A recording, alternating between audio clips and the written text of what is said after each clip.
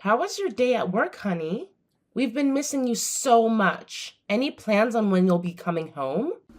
I'm really sorry, but I can't make it home tonight. You should go ahead and get some rest now. Are you working late again tonight? I've noticed you haven't been getting much sleep lately. Are you sure it's all right to be at the office so late once more?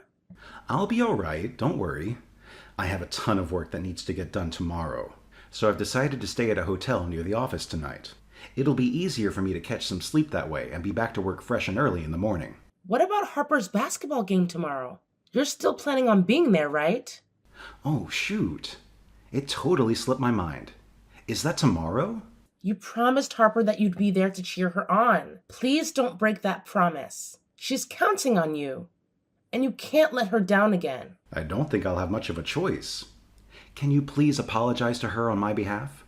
You can't do this again. How many times is it now? This is becoming a pattern with you. You make promises to Harper, like being there for her school play, and then you cancel at the last minute. It's not fair to her.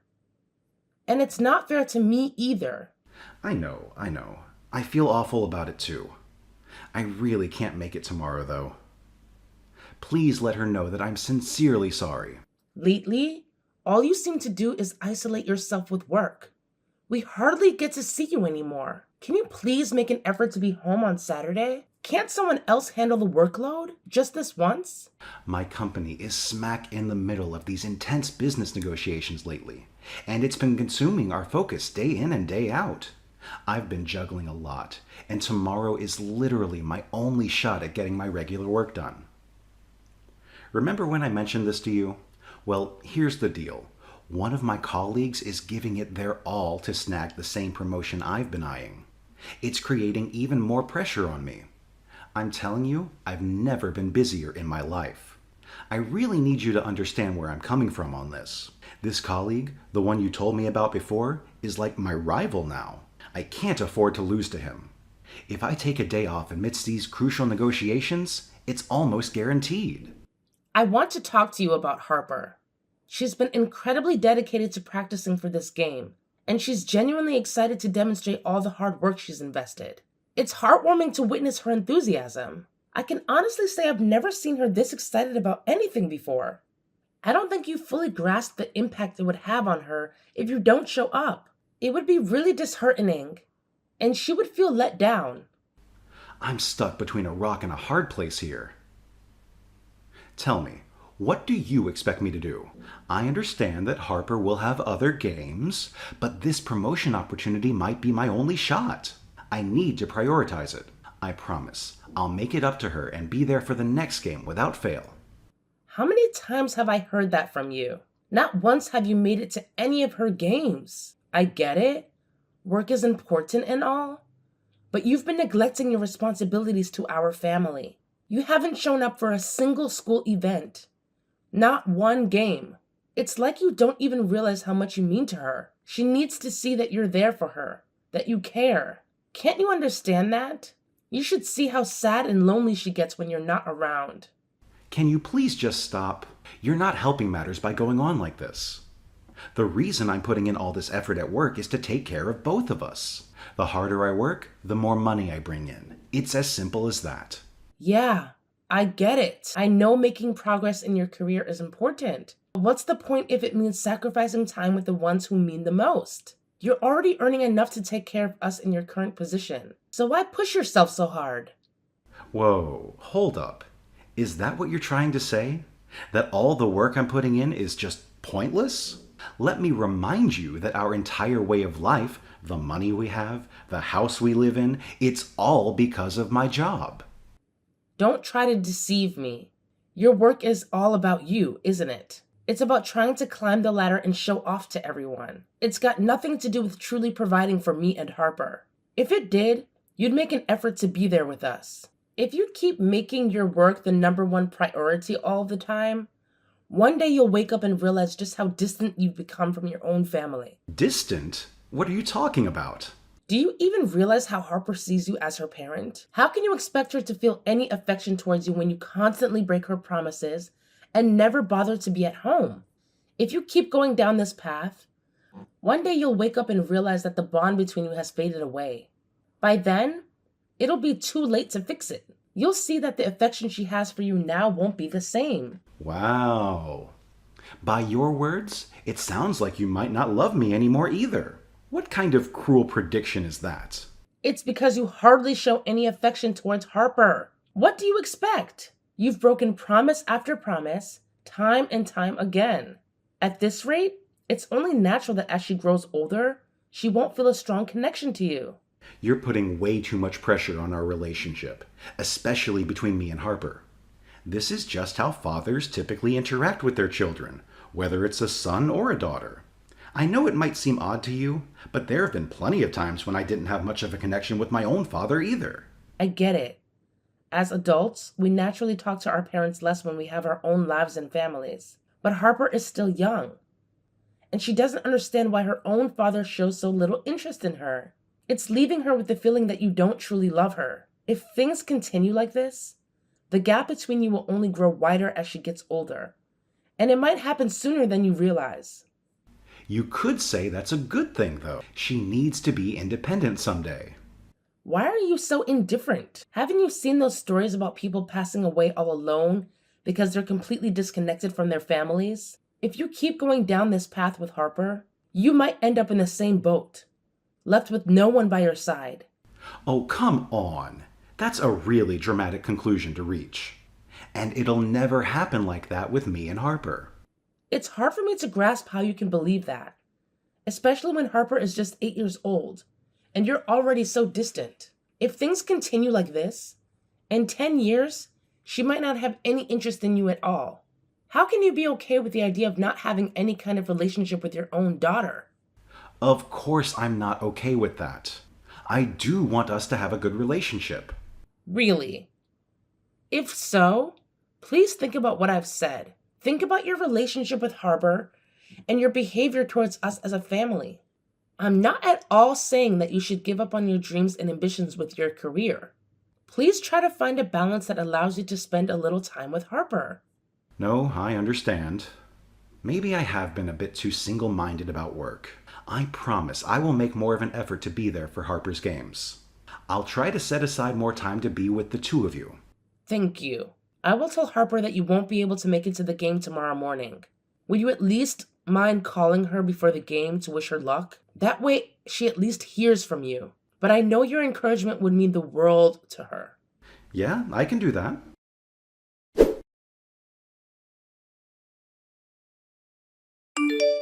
What the hell?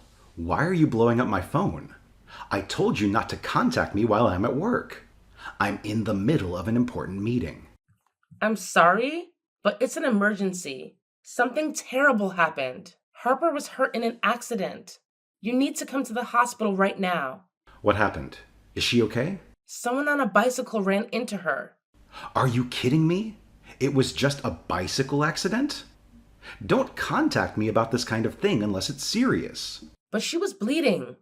Yeah, that happens in minor accidents, the same as major ones. You are totally overreacting to a bicycle accident. These things happen. I'm telling you, it wasn't just a bike accident. If you would just listen to me for a second, you need to come to the hospital. I'm not leaving work for something as small as this. Do not bother me at work for this kind of thing. I have to go back to the meeting now. You can take care of this yourself. No, wait.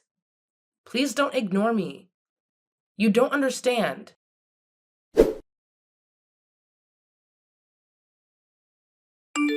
I'm finally done working for the day.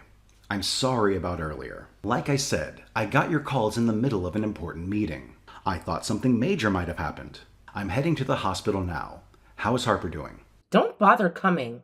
You've said and done enough. The last thing I want right now is to have to see your face. Come on, don't be upset with me. Maybe I shouldn't have said what I did, but I've asked you not to bother me at work. Yeah, right. I interrupted your big important meeting. Was it really so important? It really was. That's why I got so angry. How far I can go in my career depends on the success of every business meeting. Is it so impossible to put our daughter first? Even once? What exactly would you have me do? Drop everything for every single phone call or text? Regardless of the time or of the situation? Should I have ignored a meeting that's critical to my career for the sake of a bike accident? That's what I was trying to tell you. It wasn't just a bike accident, but your work takes priority even over our daughter's life, right? Oh, please. Her life? You're blowing this way out of proportion. Harper was seriously injured. She's in critical condition right now. Wait, what do you mean she's in critical condition? You did say it was a bike accident, right? She was hit by a road racing bike. Those things go just as fast as a car. She has a serious head injury from the crash. The doctors have her in the operating room right now. They don't know how long they will be with her. I asked you to come as fast as you could. You flat out refused to listen to a word I said. No, this can't be real. This is some kind of sick joke, right? What about the basketball game? The game ended a long time ago. And of course, you didn't call her. Just more broken promises. She waited all morning for you to call her. Crap. I'm sorry. I forgot that I said I would call her. That's all you can say? You forgot? You always forget. But I bet you never forget anything at work. I got caught up in doing some work all night and didn't go to sleep until nearly dawn. I remembered at around 3 p.m. that I was supposed to call. Really, I meant to call her. It's always the same with you. Always ready with a lame excuse. You refuse to see that it is Harper who gets hurt by all your cancellations and broken promises. She was fighting back tears when we left for the game. I wanted to be there. I was planning on going to one of her basketball games as soon as I had a little free time. Stop making excuses. It's your fault that she was in the accident in the first place. Me? How is it my fault? She wanted to make a stop on the way home after her game was over. She asked if we could go to the sweet shop near our house. The one with the locally made dark chocolate that you like? I know it. But Harper doesn't really like most of what they have there. What did she want there? She wanted for you to care about her. She wanted to buy you the chocolate that you love so that you would pay attention to her. She wanted to go for me? The accident happened on the way back home. If you had been to the game like you promised, she wouldn't have felt the need to try and buy your attention. That's all I can think about right now. She is hurt right now and wouldn't be if you had just kept your promise. That's ridiculous. This has nothing to do with me. Why did you let her go to the sweet shop on her own? She's hurt because you weren't watching her like you should have. I was walking behind her the whole time. Don't try and lecture me about something you didn't even see. The bike rode straight through a red light without ever slowing down. There was nothing that I could have done. Believe me, I wish there was. And let me guess. Next, we're going to say it was Harper's fault for wanting to go to the sweet shop in the first place. You should have at least held her hand. Who lets a kid her age walk by themselves? She's not a baby anymore. You might have noticed that if you had anything to do with raising her. And since you have never taken part in raising her, you don't get to say things like that to me. She may not be a baby, but you should still be holding her hand and keeping her safe. You do know that she is 8 years old now, right? We are well past the age where she needs her hand held all the time. She goes to school and walks home by herself. She rides her bike to her friend's house all the time. It's idiotic to say that she still needs her hand held all the time. It just shows how detached you really are from her life. Look, I'm sorry. I didn't mean it that way. I shouldn't be trying to put the blame on you. I'm just panicking. Does panicking make it okay to accuse me of neglecting my daughter? I've heard that in situations just like this that people show their true nature. I guess now I know how you actually feel about me.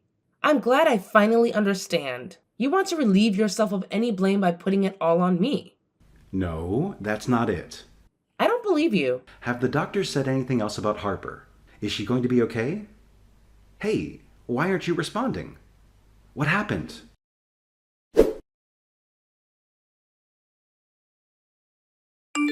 How is Harper? Any improvement? What do you mean? You haven't had any interest in your family before this. Why would you suddenly care now? That's not true and you know it.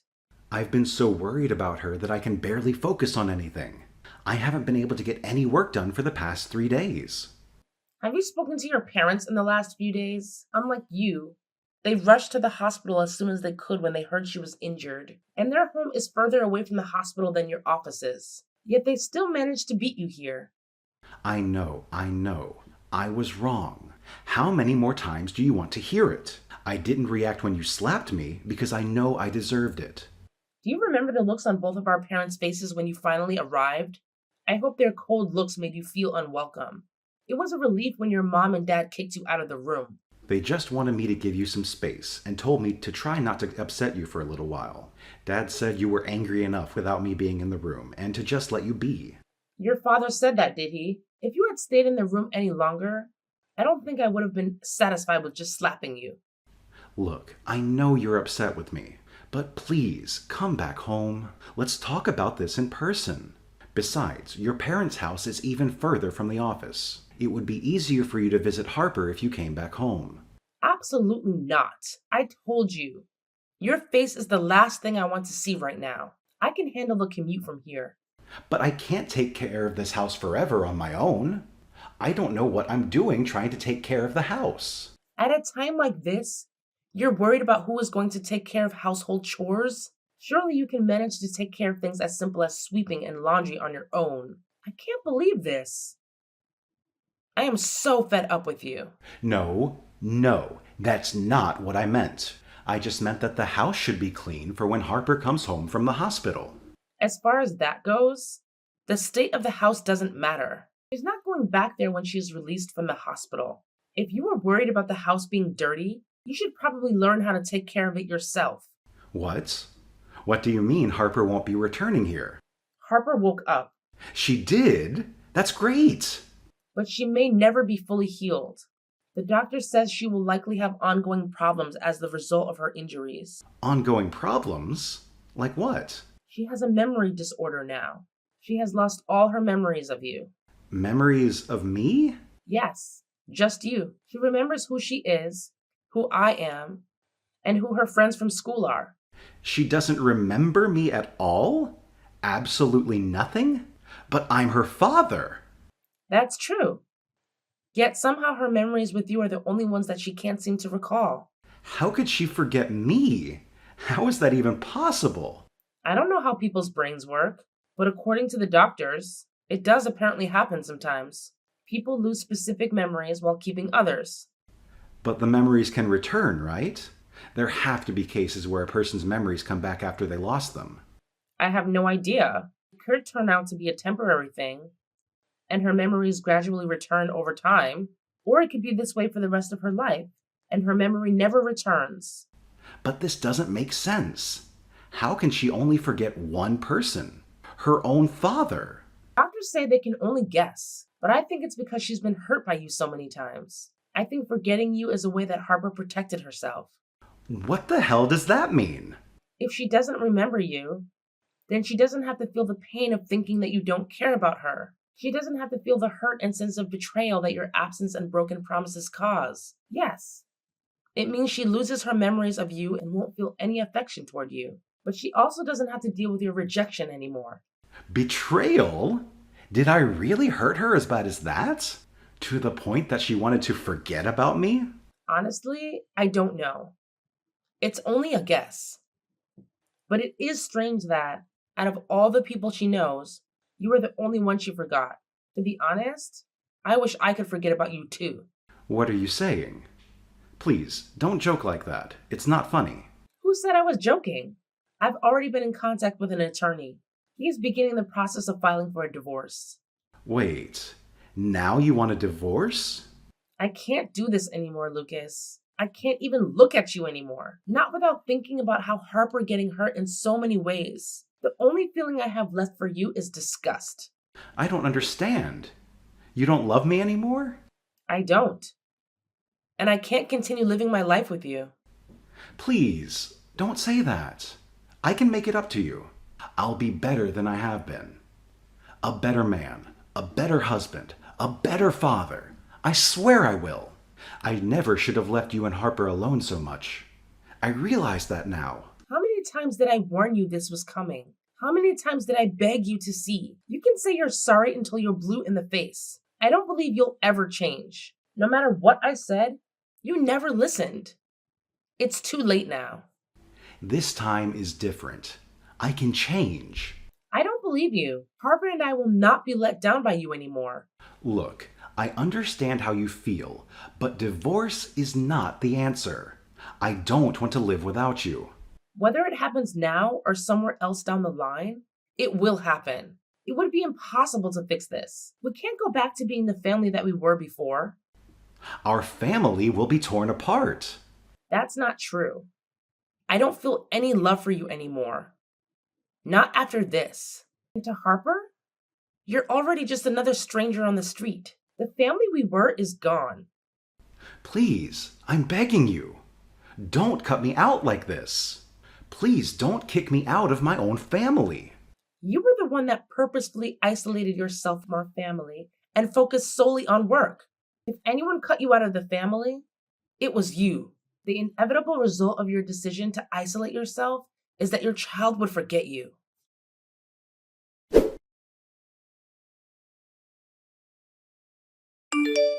I divorced him not long after that.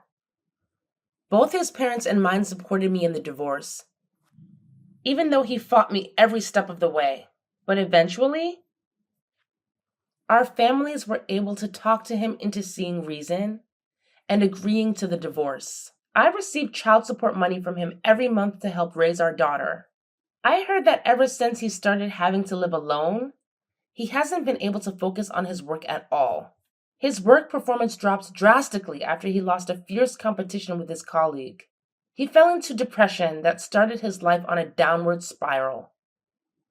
And he ended up leaving his career behind altogether. Just for Harper, she was released from the hospital and has recently been able to start walking to school on her own again. The doctors were worried that there may be damage to her brain that they weren't able to detect. But so far, she has had no problem returning to her studies. She smiles more and is livelier than she ever was before her accident. She has not mentioned or asked about her father even once. Either she simply doesn't remember, or she is trying not to remember him. It's impossible that she will never remember him at all, but as long as she is happy, that is all that matters to me. That's all I have ever wanted for her.